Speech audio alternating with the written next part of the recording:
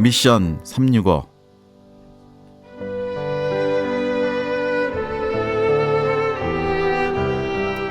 네, 이틀 전에 저희가 가슴 아픈 소식을 들었습니다. 그 인도네시아 계시는 그 박성범 선교사님 네 분과 그 11개월 된 딸아이가 그 선교 비자를 연결하기 위해서 싱가포르를 갔다가 비행기가 추락하는 바람에 소천하셨습니다. 37살의 젊은 나이에 하나님 앞에 헌신했던 귀한 하나님의 종이었습니다. 자, 이런 사건을 통해서 우리가 지금 21세기 글로벌라이제이션 되는 이 시대에서 가장 큰 문제 중에 하나가 이 비자 전쟁이라고 저희는 표현하면서 또 비자의 문제들이 우리 선교의 가장 중요한 지금 이슈가 되고 있습니다. 네, 그래서 이 시간에는 오늘 잠깐 우리 비자 문제에 대해서 우리 선교지 현장에 계시는 우리 선교사님 연결했습니다. 태국의 김동학 선교사님 지금 전화로 연결했습니다. 김동학 선교사님 안녕하세요. 네, 안녕하세요. 네, 지금 저희들이 듣고 있는 이 가슴 아픈 소식을 누구보다도 많이 지금 우리 이렇게 소식을 전하시고 또 알려주고 계시는 분 중에 한 분이신데, 우리 김동학 선교사님, 지금 거기 계시는 그 선교사님에 대해서 잠깐 소개 말씀 좀 먼저 부탁드립니다. 네, 저는 감리교 목사로서 1995년부터 태국 선교를 시작했습니다. 그런데 2000년에 사임하고 10년 정도는 중국을 자비장으로 사역하다가 2010년에 5년 전에 하나님께서 다시 태국으로 부르셔서 지금 태국 치앙마이에서 지배하면서 전방 개척전도 또 이제 개척, 교회 개척, 목회자 훈련 그런 사역을 감당하고 있습니다. 네. 이제 거의 뭐 20년 지금 선교지에 계시고 선교를 하시는데, 자, 이제 오늘 좀 잠깐 나눌 말씀은 다른 게 아니라 우리 선교사님들이 가지고 있는 그 문제 중에 하나가 이제 뭐 재정도 있고 뭐 여러 가지 건강의 문제도 있고 하지만 우선 그 거주할 수 있는 비자 문제가 굉장히 요즘은 아주 중요한 그 이슈인데요. 그 선교사님이 현장에 계시면서 그 느끼시는 그 비자 또 비자의 문제가 무엇인지 그거를 한번 현장 선교사님으로서 한번 좀 말씀을 해주시면 감사하겠습니다.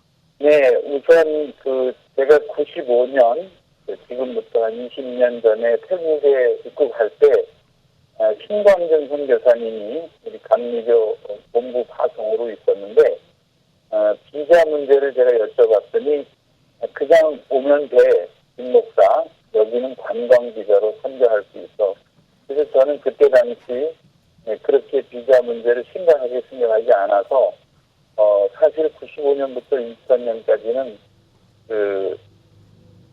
관광 비자로 선교를 할 수가 있었습니다.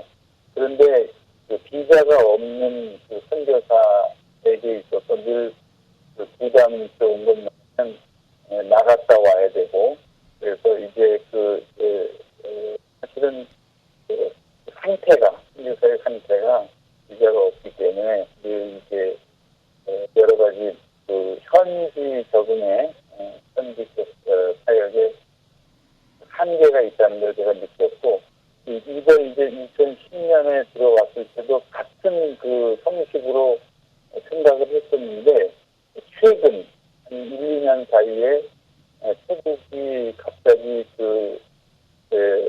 선교사에 대한 무슨 특별한 정책이 있어서 그런 건 아니지만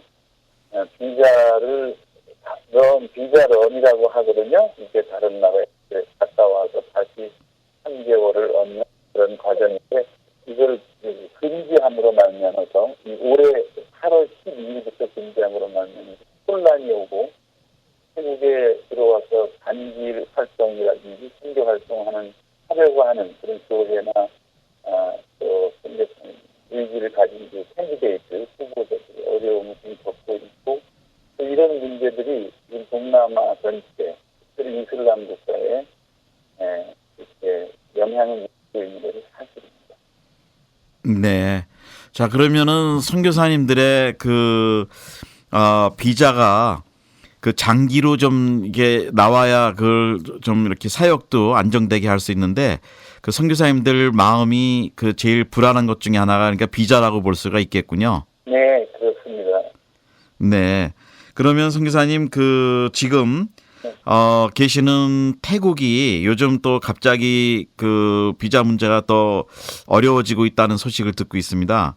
그래서 그 태국 상황에 대해서 뭐 거기 지금 현재 어떻게 태국 나라라든지 그 안에 있는 문제들이 어떤 상황인지 좀 자세하게 말씀해 주실 수 있는지요? 네, 태국 지금 정치 상황을 제가 간단하게 요약해서 말씀드리면 5월 22일 올해입니다. 올해 5월 22일 그 군부가 계엄령을 발표하고 그래서 3일 후에 쿠데타를 일으켜서 실은 현 육군 대장 우라이트 다노타 총리죠. 지금은 총리가 되었습니다. 예, 이것은 실은 그 레드 셔츠와 옐로우 셔츠 이 두 진영이 과거부터 시작해서 계속 이 정치적인 라이벌을 형성하면서 계속 극한적인 대립을 하면서 방콕의 시위가 6개월 동안 계속되고 이런 것들이 중국가 진입할 수 있는 그 근거를 주었고 지금 상태에서 국민들은 새로운 그 선거를 통해서 총선을 통해서 이제 새로운 승리를 원하지만 군부가 아직도 이 계엄령을 해제하지 않은 상태에서 새로운 정치 입법을 하고 있기 때문에 사실 태국 상황이 정상적인 상황은 아니다 이렇게 이제 볼 수가 있고 또 그런 걸로 그런 연유로 해서 여러 가지 대외 정책이라든지 심지어 이런 비자 문제까지도 영향을 미친다고 볼 수가 있습니다. 네.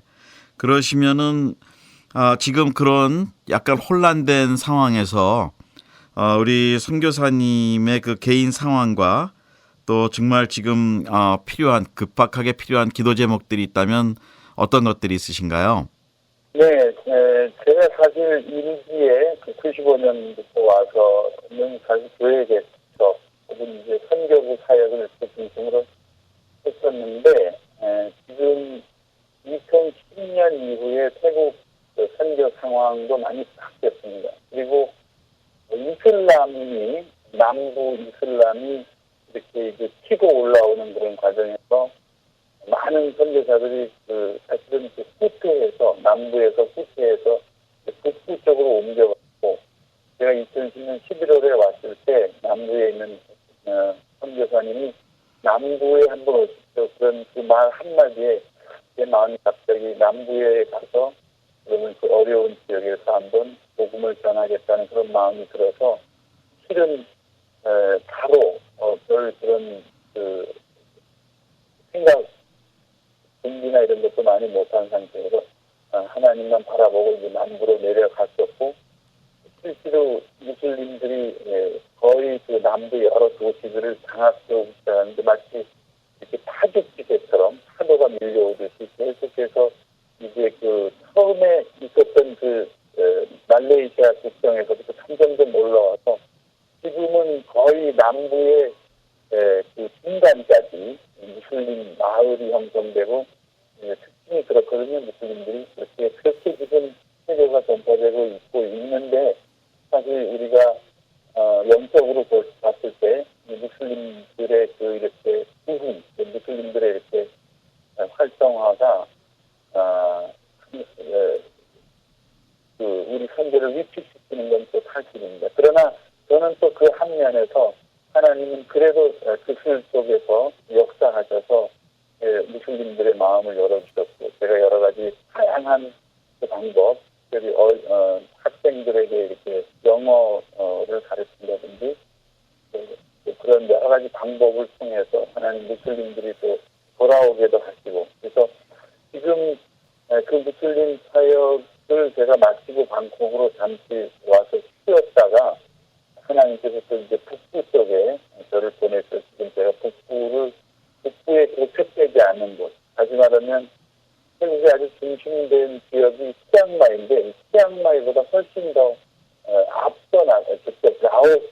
방향 쪽으로 가는 그런 무교의 기회를 지금 중점적으로 제가 사역 중점으로 놓고 지금 일하고 있습니다. 네, 그러시군요. 자, 그런데 이제 오늘 주제가 저희가 지금 다루고 싶은 주제가 그 선교사님들의 비자 문제, 그리고 동시에 또 이런 문제들 겹치면서 선교지에서 그렇게 소천하시고 순직하시는 그런 문제들이 지금 이제 많이 생기고 있는데, 우리 선교사님이 특별히 그 한국 선교사님들의 그 순직하는 그 예들과 이런 거에 굉장히 관심이 많으시고 또 이제 그런 거를 좀 연구하시고자 하는 또 뜻이 있는 걸 제가 알고 있습니다. 예, 그래서 선교사님 그 지금 사역하시는 그런 경험을 통해서 또 주위에 있는 아시는 분들이 이미 순직하신 분들도 계시고 그럴 텐데, 예, 이 문제는 또 어떻게 생각하시는지 우리 한국 선교사님들의 순직에 대해서. 네, 제가 2000년에 한국으로 돌아갔을 때 사실 제 몸과 마음이 굉장히 힘든 상태에서 제가 일어날 수가 없었는데, 제가 그때 시작한 것이 내가 하나님 앞에 다시 회복되지 않고는 어떤 그 일도 할 수 없다. 그래서 이제 선교사를 위해서 기도하게 하나님 하셨거든요. 그때 이제 한 사람이 한 선교사는 위해서 1분씩 하루에 한 번, 112 기도 그런 운동을 제가 컴퓨터 선교라든지 우리 한국 선교 세계 선교를 이렇게 연결해서 했는데, 그런 과정에서 하나님이 그 선교사님들의 그 아주 상황, 구체적인 상황, 그 중에서도 말라리에 뭐 걸려서 이제 위태롭다든지 아니면 여러 가지 다양한, 그리고 심지어 이제 2004년 이후에 많은 선교, 이제 순직자들이 나오게 되는데, 그게 2004년이 예루살렘 그 행진, 2004년 세계적으로 이제 예루살렘 행진이 시작되면서 인터콥이라든지 또 지금 우리 뭐 돌아가신 하영재 목사님이라든지 이런 분들의 그런 어떤 그 세계 선교 운동이 일어났었어요. 근데 그 과정에서 많은 사람들이 중앙아시아와 이슬람권에 헌신하겠다는 그런 일들이 일어나면서, 실은 그 당시 그 이슬람 상황은 그렇게 좋지가 않았기 때문에 주인 이후에, 그러면서 이제 시작된 그런 많은 중에서 특별히 김선일 형제가 있었고, 이제 이런 건 너무 큰 사건이기 때문에 우리가 다룰 수는 없는데, 제가 이제 그런 가운데서 하나님께서 저 마음에 주신 여러 가지 분들 중에는 조금은 이렇게 알려지지 않은 분들, 또 희생당하는 선교사들, 이런 모습들을 이제 많이 알게 됐고, 살 구체적인 예가 제가 좀 여기 준비는 했는데, 목사님이 또 좀 그런 부분에 대해서 이렇게 어떤 부분에 대해서 선교사들의 그 상황이 우리 세계 선교나 이런 것에 미치는 영향이 있는지 좀 여쭤보시면 제가 그거에 대해서 잠깐만 더 설명을 드릴게요. 네. 지금 저희가 아는 바로는 지금 언급하신 그 무슬림 그 국가들은 이슬람권은 가장 큰 장애물이 그 비자 문제가 제일 큰 장애물로 보는데요. 그러면서 또 거기에서는 또 선교사님들이 들어가셔서 또 이렇게 뭐 뜻하지 않는 또 생명도 잃으시는 경우도 있고, 이번에 그 박성범 선교사님도 사실은 그 1년에 이제 한 번 나오는 그 일이 무슨 일이었냐면 비자를 연장하기 위해서 나왔다고 이제 신문에 보도가 되고 저희가 알고 있습니다. 그런데 저희들 현장에 있는 분들이 그 좀 합법적으로 비자를 받을 수 있는 방법 중에 하나가 요즘은 뭐 비즈니스 선교라든지 전문인 선교 이런 쪽으로 저희가 많이 이렇게 연구를 하고 있는데, 예, 현장 선교사님들이 보시는 관점에서 어떤 방법들이 좀 이렇게 좋을까요? 잘못하면은 이렇게 비자 문제 때문에 나오다가 이렇게 순직도 하시고 뭐 이런 일들이 생기는데, 예, 현장 선교사님으로서 정말 이렇게 거기서 피부로 느끼시는 어떤 전략 같은 거는 어떤 것들이 있을까요? 네, 박선교사님 가정 소식을 제가 접하면서 제일 그 마음이 아팠던 거는, 지금 요 근간 한 1년 사이에 저하고 비슷한 그런 지금 이렇게 비자 연장을 위해서 나가시고 또 저가 항공을 이용하시고 또 제가 내년 오는 2월 달에 심심해서 한국을 저도 가는데 제가 예약해 놓은 비행기가 에어아시아거든요. 그러니까 그런데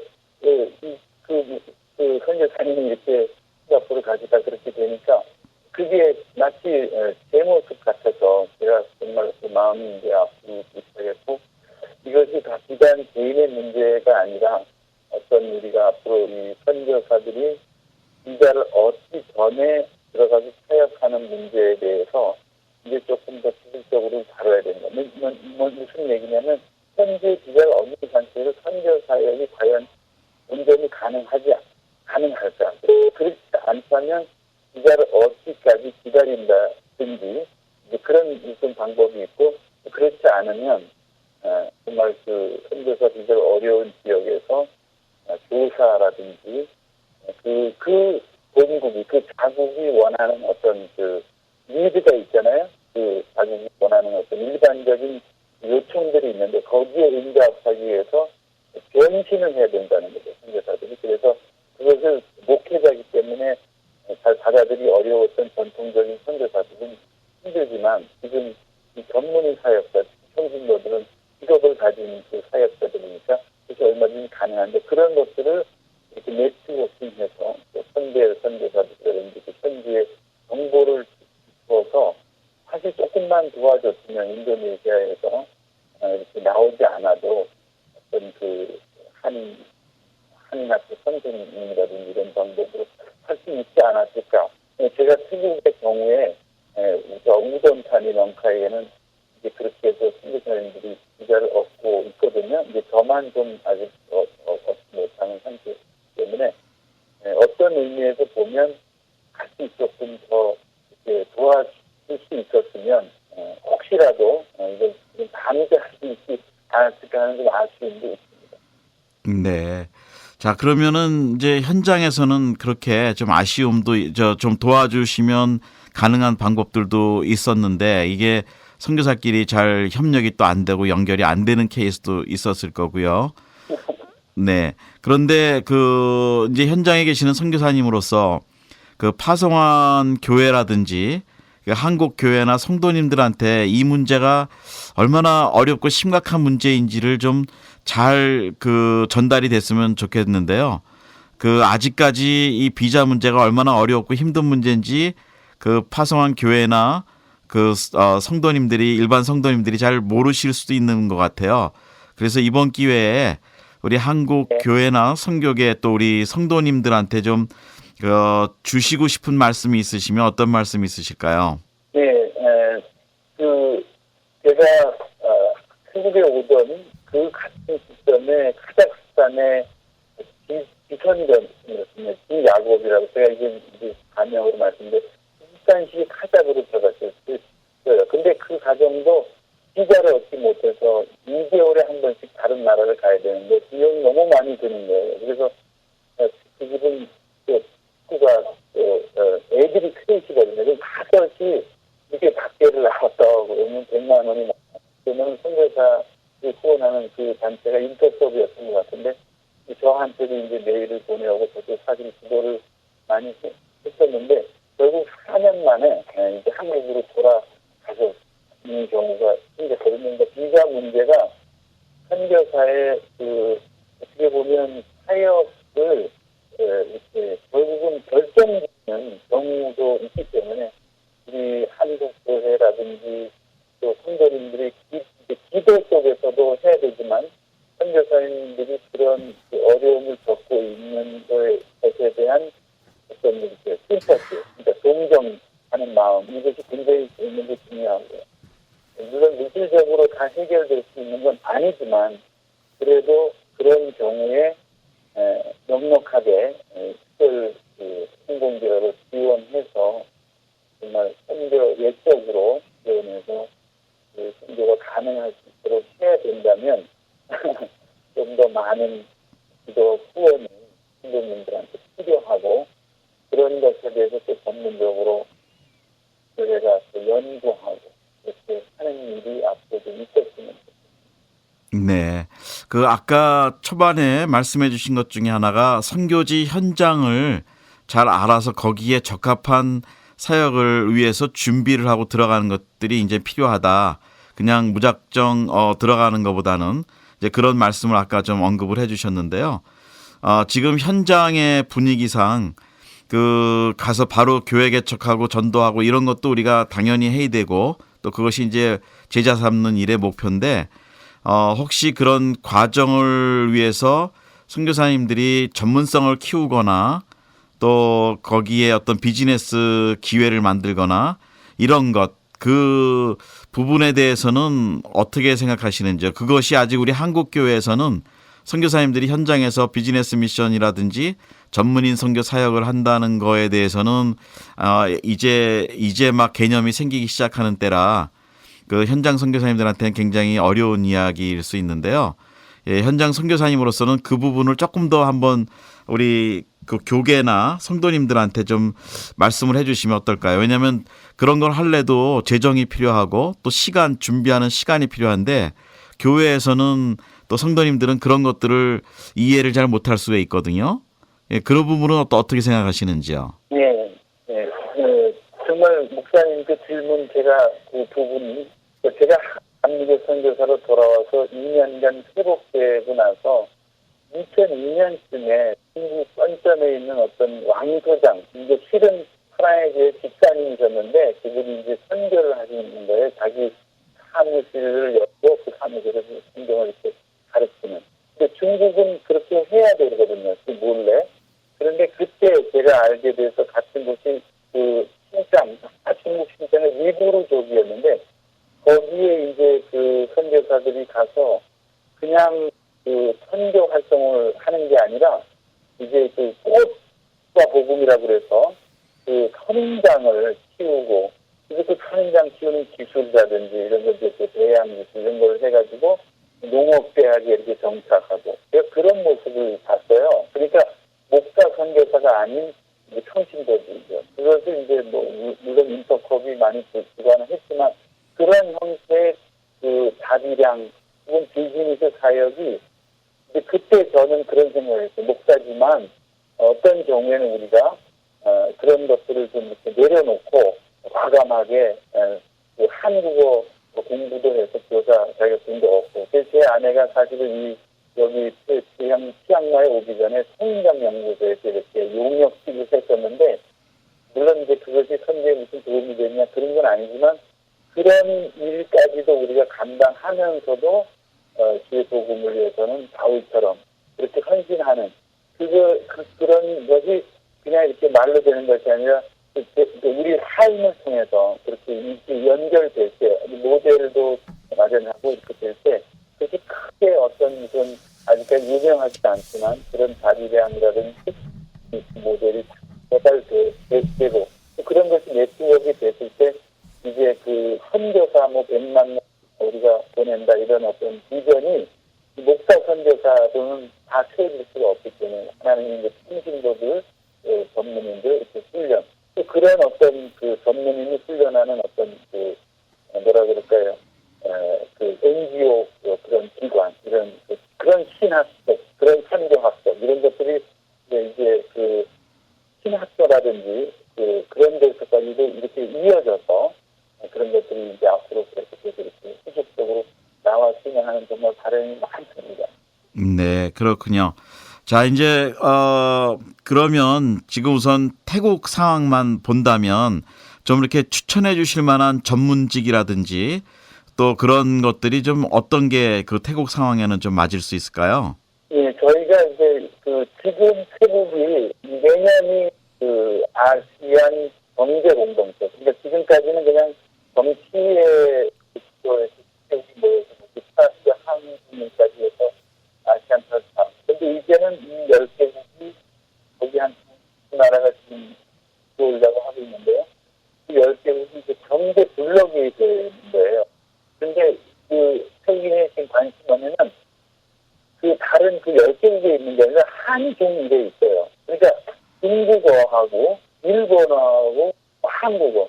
그러니까 이거를 배워보자. 그리고 그 어떤 그 발전된 모습들 이런 걸 닮아오고 그러니까 한국어라든지 일어라든지 중국어를 가르칠 수 있는 능력이 있으면 거의 아주 그 일반 학교에서도 좋아하고 또 이런 어느 정도 군단이나 면단위까지도 가서 자원봉사 할 수가 있는 그런 케이스가 있고요. 뭐 그 외에도 여러 가지가 있지만 어쨌든 선교사님들이 할 수 있는 게 좀 그런 좀 신분도 있어야 되니까 뭐 막노동은 할 수는 없으니까 또 태국이 금지하는 노동이 여러 가지가 많기 때문에 이제 그런 문화 예술 교육 이런 쪽으로 온다면 비자가 없어도 이 태국 국민들과 태국 정부가 당당하게 이렇게 우리가 태국말로 이렇게 자존심을 가지고 자존감을 가지고 일할 수 있는 부분이 있다고 생각합니다. 네. 예, 하여튼 지금 말씀해 주신 대로 우리 한국어만 잘 가리키고 뭐 자격증을 갖고 들어가도 선교의 문이 열릴 수 있다고 지금 말씀을 해 주셨는데요. 자, 이제 정말 뭐 태국에서도 지금 많은 분들이 비자 문제로 선교사님들이 좀 어려움을 당하고 계시는 거로 알고 있습니다.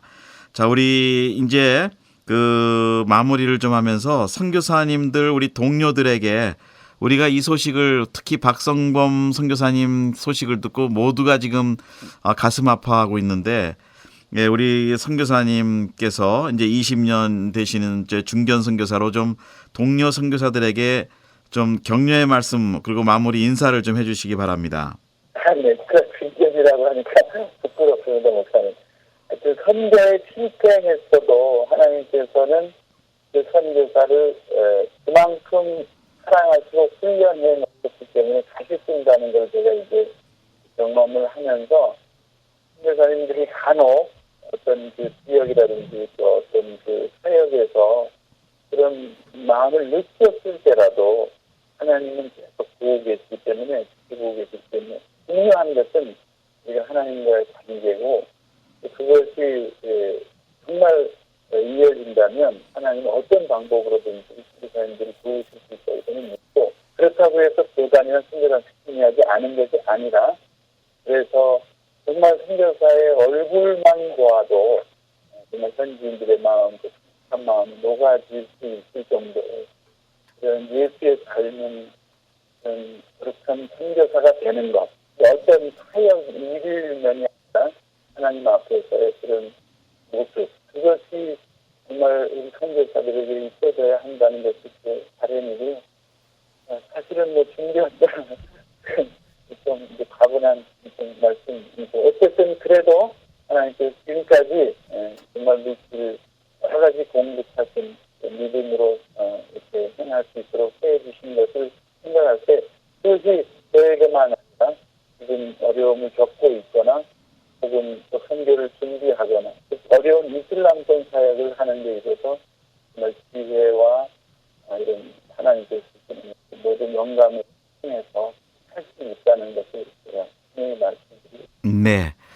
예, 우리 지금까지 태국의 김동학 선교사님과 전화로 우리 선교사와 비자의 문제에 대해서 오늘 간단하게 말씀을 좀 나눴습니다. 이 방송을 들으시는 우리 모든 분들, 우리 선교사님들이 현장에서 당하고 있는 어려움 중에 하나가 최근 들어 비자 문제가 가장 또 어려운 일 중에 하나로 지금 부상하고 있습니다.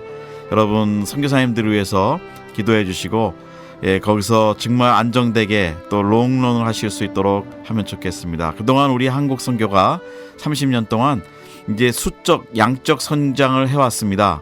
그렇지만 이제부터는 우리가 전략적 성장, 정말 이런 문이 닫혀가고 있는 이 시대에서 어떻게 하면은 우리가 효과적으로 효율적으로 좋은 전략을 가지고 선교를 이어갈 수 있는지 이제 그런 연구를 저희가 해야 될 때가 된 것 같습니다.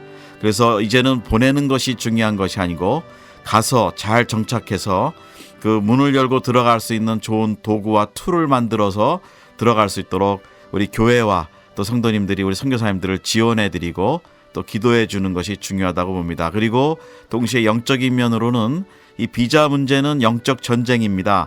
어떻게 하든지 예수 그리스도의 그 피 묻은 복음이 그 선교지에 들어가지 못하도록 그 마귀가 그 문을 막고 있는 그런 영적 전쟁 중에 하나입니다. 그래서 우리 성도님들 기도해 주시고 특히 선교사님들이 비자를 다시 갱신하기 위해서 오가는 그 여행 그런 경비 그런 시간, 이런 모든 것들에 많은 스트레스를 받고 있습니다. 여러분들 그것을 이해해 주시고 기도해 주시고 또 비자를 신청할 때 비자가 잘 나오도록 하나님이 도와주시도록 기도해 주시고 또 필요한 그 여비도 경비도 하나님께서 채워주시도록 여러분 기도해 주셔야 되겠습니다. 예, 오늘 이 시간까지 우리 태국의 우리 김동학 선교사님 전화로 대담 나눴습니다. 선교사님 감사합니다. 안녕히 계십시오. 네, 수고하세요, 목사님.